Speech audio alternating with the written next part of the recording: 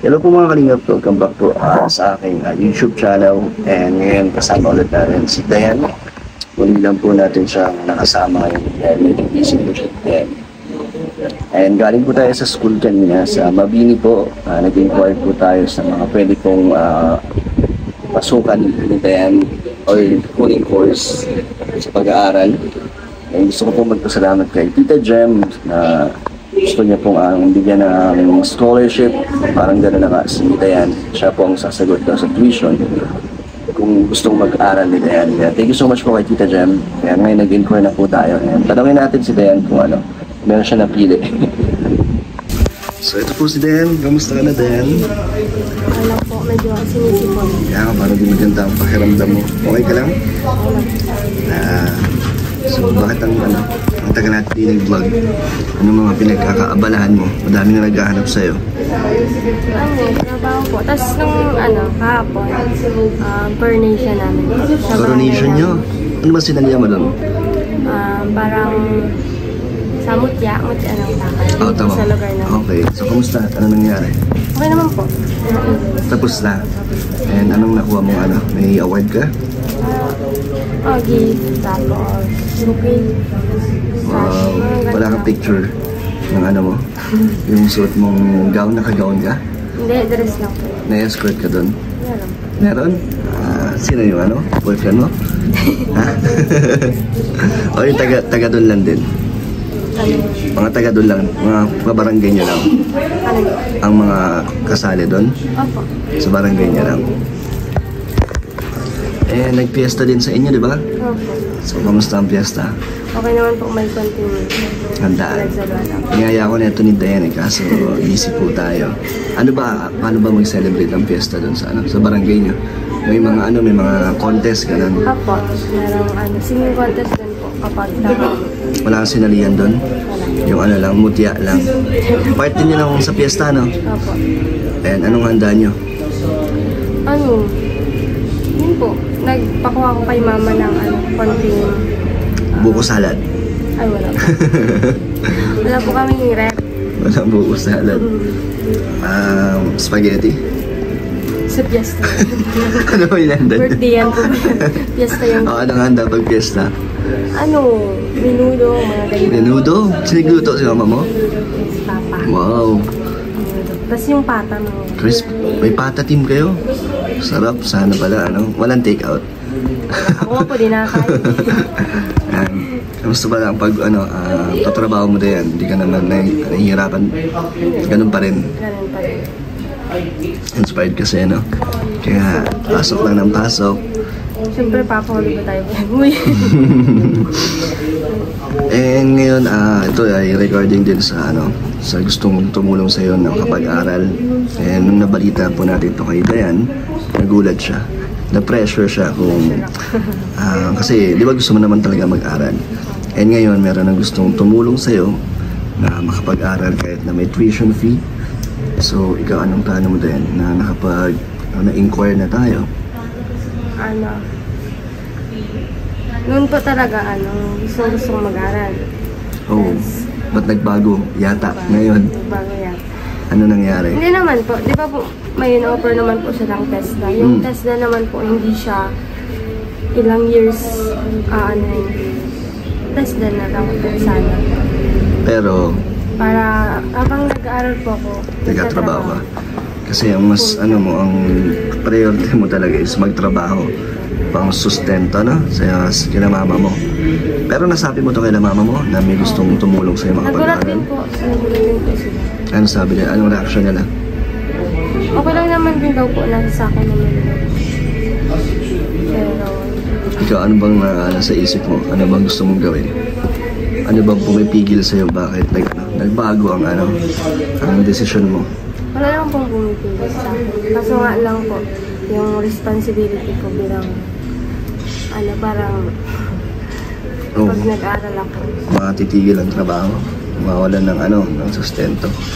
Kinakabahan din kasi si Dayan kung sakali nga na mag-aaral siya. Di ba nga sabi mo, paano yung pangbaon, pang-allowance. Sabi ko naman sa'yo, kaya ko naman magbigay sa'yo, di ba? allowance. And yung sa tuition, nandiyan naman si Tita Jem.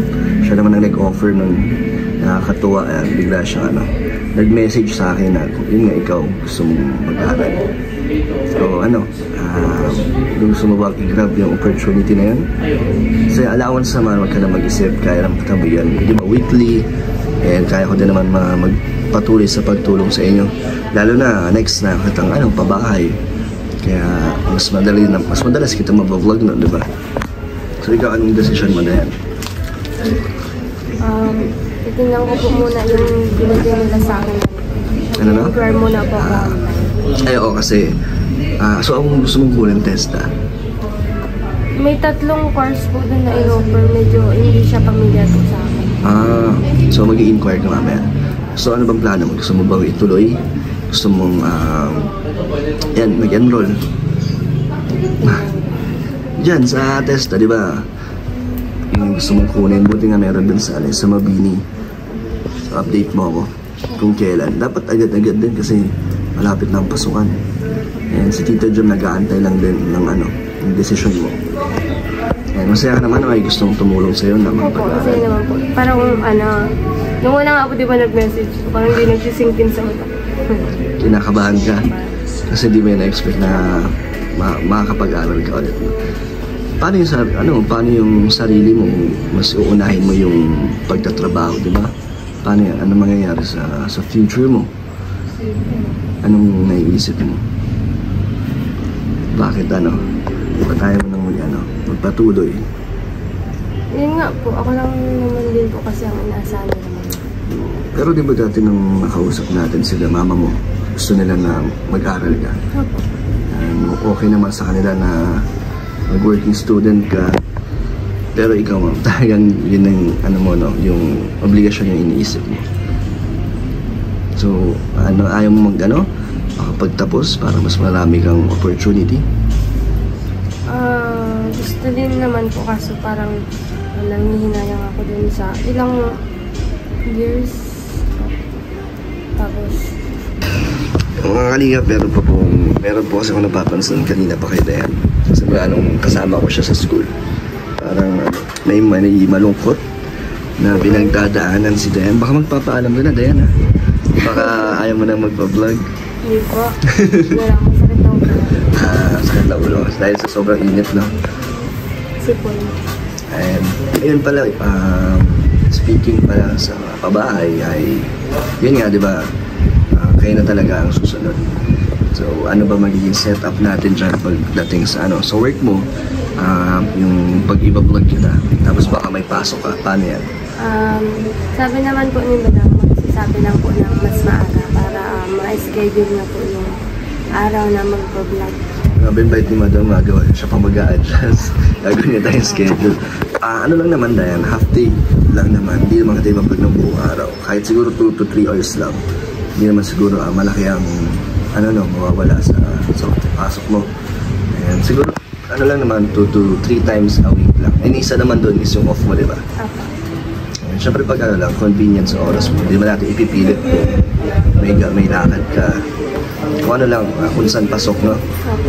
And syempre kailangan natin i-update ng pabahay. Tagal na sobra ng pangako ko ng pabahay kayo. At least ngayon ay tapusin natin yung mga iba kong ginagawa tulad ng pabubong. Pinapabubungan kasi ako ngayon. And ayun, next na kayo doon. Si rin kasi si Super JR ay may ginagawang trabaho din. So, maraming lang siya ulit. At naman si Papa mo, isa sa mga tutulong gumawa doon. And sila mama mo, okay lang na. Kunyari, magbibigay na lang ako ng budget, tapos kayo ng bahala sa pagkain nila. Safe naman doon, no? Yung mga paggumawa yung karpintero. Maayos naman. Kasi kayo naman yata ang doon, namumuno. Sana mangyari na, natupad na. Isa rin yun sa mga pinagdadasal mo. Magkaroon ng sarili. Ay, nga pala, nabanggit mo sa akin na nakaraan na pinapaalis na kayo dun sa tinitira nyo ngayon. Pinapaalis na talaga? Bakit? Hindi naman. Mali lang yung pag-aaral ng kapatid. Pero yung lupa ko na tinataya ng bahay namin. ibibenta na. Kasi sa kapatid ng mama mo yun, diba? Yung lupa na yan. Hindi po, sa kapatid ng mama ko. So, binibenta na yung lupa na yun. Bale yung ano po, viewers natin. Yung lola ko po. Nanonood din sa talaga? Napapanood niya yung vlog natin? Ano sabi niya? Wala naman po. Nakita ko nga po sa kahapon. Si lola mo? Ano sabi niya? Masaya naman ba siya? Naumusta nga. Yung kapatid ko lang po yung nagsabi na napanood niya. Nanonood siya sa buong Kalingap? Talaga, galing naman. So, ano naman, kailan naman daw kukunin ang lupa? Wala po po. Sinabihan lang po sila pa na ibibenta na ano.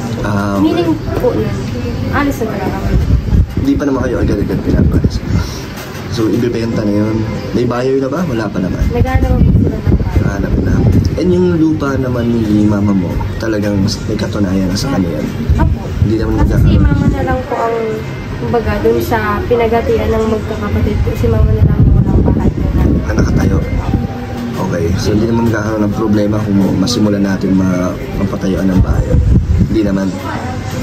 Di sana nga, bago kayo umalis doon, mayroon na tayong umpisahan na bahay. Hindi pa naman agad-agad siguro yun, no? Paano yan? Gusto pa naman ni Papa mo doon. Doon, di ba? Ayaw niyo po kasi sa madami. Gusto niyo kasi tahimik doon, no? And saka yung irrigation, malalayo na kayo doon. Hindi po, may irrigation din po. Meron din ba doon? Mas malapit? Ganun din ba? Pareho lang doon? Kasi parang maliit doon eh, yung dinadaanan. Maliit lang, mas malaki yung doon sa ano. Tsaka parang doon kasi solo niya. Walang masyadong tao. Maganda nga doon, kaso okay lang yan. At least masisimulan na natin na magkaroon kayo ng sarili. Papanatag na ako. Bakit? Ba't hindi mo mapanatag? Kasi baka anytime pwede kayong palis. Ano bang plano niyo kung sakali na yun nga, kinuha na yung lupa, tapos wala pa kayong sariling bahay? Anong plano niyo sa kayo titira? Hindi, parang tatayo po ako ng maliit. Doon. Wala kayong ibang malilipatan na kailangan nyo talagang tayuan na. And, ito mag-alala din, nandito tayo para tulungan ka. And, ano naman din kung sakali lang na hindi kita na-vlog, hindi kita naging beneficiary. So, paano nyo sisimulan na magpatayo ng sariling bahay? Tulong-tulong kayo magkakapatid. Siguro po. Pero, mahirap din. Mahirap po. Kasi, baka, kung wala nga po kayo, parang lumumok din. Parang wala, parang dito natanggal. Iba yung trabaho. Ibang sitwasyon mo ngayon sakali. Talagang iba ko. Grabe. Kasi ako hindi ko kasi masyado ramdam yung mga naibibigay kong tulong sa inyo kasi parang konti lang or maliit lang. Pero sa inyo is meron naman pala. Nakakatuwa na may mga pagbabago naman kayo sa inyong buhay dahil din sa aking channel. At marami ka na rin naman di ba, mga package na na-unboxing. Masaya ako na maraming nagpapadala din sa'yo. And sige yan, gusto ko na rin simulan din yung pabahay sa inyo. And sana maraming sumuporta, maraming manood, pag sila magsawa. Pero hindi ka nila nakakalimutan. Talagang hinahanap ka nila eh. Yung iba pa nga nagagalit. So sobrang tagal daw eh. Wala kayong mag-aaral. Busy lang po talaga. Busy lang sila. Nakaka-believe si Dayan na nakakalungkot kasi mas gusto mong unahin yung pagtatrabaho isa sa future mo na makapag-aaral, di ba? Pero alam mo naman, di ba, na mas maganda ang kinabukasan pag nag-aralan ng tinapos. Pero sa ngayon, mas kailangan talaga. Gano'n ba katagal mong balak mag-stay sa trabaho mo ngayon? Ano bang nakikita mo sa sarili mo ngayon dyan sa work? Okay naman. Okay. Pag-provide. E paano sa sarili mo? Meron pa? May mga natitira pa para sa'yo? Opo. Hindi ba lang po ito? Pero ngayon kasi meron tayong opportunity na makapag-aral nang wala ka nang iisipin. So gusto mo bang i-grab yung na yan opportunity?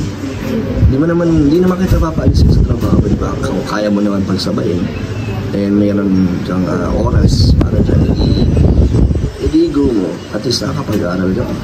Pero ikaw, plano mo, hindi man kita pilitin. Ano yung gusto mo, kung ano yung mas magaan para sa'yo. So ano anong desisyon mo? Mas di pa? Nag-iisip ka pa? Ngayon na po ako. Sige, kailan mo ko babalitaan? Kasi baka mamaya pasukan na. Mamaya mag-ano ka na? Mag-fill up ka na. Sige, update mo ako kasi si Tita Jem ay nag-aantay lang din. Shoutout kay Tita Jem. Shoutout ka kay Tita Jem. Shoutout po kay Tita Jem. Thank you po. Gusto niyong tulungan si Dayan. And then, ikaw ay isang mutya ng takad. Ano ibig sabihin nun? Hindi ko alam. Pero ano din siya, parang Rina Elena. Na nag-ano din kayo parada. Nag-iikot-ikot. No? Hindi po. Parang iba siya sa... Paano yun? Paano yung ano nyo? Hindi kayo naglalakad-lakad sa... Di ba sa barangay yung nag-iikot-ikot? Hindi po. Yung magpaparade po. Nagparade? Di ka nagparade? Ano lang ginawa nyo? Wala pong parade. Parang yung event po talaga ginanap siya gabi lang. Sa stage lang kayo? May mga talent din yan. Walang... Ano lang po talaga siya? Perahan. Ah. Siya yung may pageantry, siya yung Paramihan kayo ng masulisit gano'n. Anong tawag yun? Canvassing, di ba? Tapos, anong gagawin niyo doon sa mga nasulisit niyo? Sa mga... yung nakita ko po dun sa parang idadagdag siya sa ng simbahan. Ito-donate nyo. And so, magkano ang naano mo? Ang nasulisit mo? Bale, nang nakano ko po dun 10,000? Pang ilan place ka naman sa ano? May placing ba yun? May mga first runner-up, mga gano'n? Ilan kayo lahat? 15. 15? So, Pang 10 lang ako. Pang 10? Okay lang, tapos pasok sa top 10. Anong mga ano ba ang basehan dyan? Anong basehan para mag-first runner-up? Ano po? Padamihan po talaga ng solicit talaga. So, magkano yung pinakamarami? Pinakamarami po, 100,000 ang nasolicit niya. Grabe, baka na... Saka ano mo po kasi yun, medyo may kaya. So, advantage din pala yun, no? Pero lahat kayo dyan ay mga babae, mga lumalaban. Anong award niyan? May mga trophy din, may crown, ganun.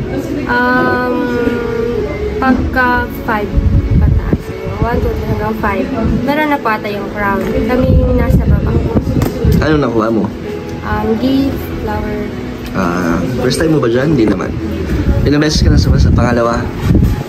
Ba't ayaw mo sumali sa mga beauty pageant? Hindi ko po kaya. Bakit naman? Ayaw mo mga Q&A portion? So, kung... Sige, sample din. Sample ng pang Miss Universe na sagot. Kung ikaw ay bibigyan ng... Kung ikaw ay bibigyan ng kapangyarihan na baguhin ang mundo. Pabaguhin ang mundo, boy. Kung hindi ko mababaguhin ang mundo pa kayo. Hirap naman yun. Inubliga pa yung buong yung sambayanan. Parang natagdagan yung responsibility. Ngayon nga problemado na si Dayan eh. Kaya pasaya lang natin si Dayan. Kasi stress ka ba Dayan? Dami ka bang mga pinagdadaanan ngayon? Dinadaanan ko lang yun. Hindi ka naman sa tinatambayan. Kasama naman sa sa buhay, no? Pero hindi ka naman ba nahihirapan na sa responsibilidad mo, ikaw lang ang nagbibigay sa inyo? Hindi ka naman parang mabigat para sa'yo? Hindi naman? Minsan po, pero para sa kanila din naman po kung ba't ako nagtatrabaho. Para sa magulang mo din talaga. Paano sa sarili mo? Wala ka pang pangarap para sa'yo? Meron naman po. Pero mas pangarap ko po talaga mas tulungan sila. Ayaw mo bang habang tumutulong ka ay na unti-unti mo rin na natutupad ng iyong pangarap, di ba? Pwede naman yun eh. Pero sa ngayon, parang ang priority ko po tupadin ko nga yung gusto nila. Ano bang gusto nila? Yun nga po, so, tingin pag natapos natin ang pabahay sa inyo, yun na yun, parang tapos mababawasan na ang ano mo? Isipin. Mga isipin or responsibility. Matutupad mo na ba ang gusto mo sa sarili mo? O ganun pa din? Depende. Depende sa sitwasyon kung ano mangyayari. Pero malaking bagay na rin na magkaroon kayo ng sariling bahay. Opo. Mapapanatag na din po. Eh, ngayon, ba't ba TESDA ang gusto mong kunin? Ayaw mo ng 4 years course? Ayaw mo? Nasasayangan po ako sa taon. Bakit naman masasayang ang taon? Nag-aaral ka naman. Nag-aaral na po. Kaso, Wala lang.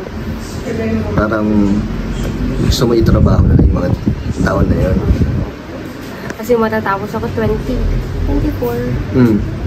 Nag-aaral pa ako 24. Ano naman, wala naman sa edad yan. Oo nga po. Pero, baka mabasa ko. Hindi naman, ano lang, maintindihan nila yun na talaga sa sitwasyon mo. Ikaw lang kasi ang tumutulong sa magulang mo.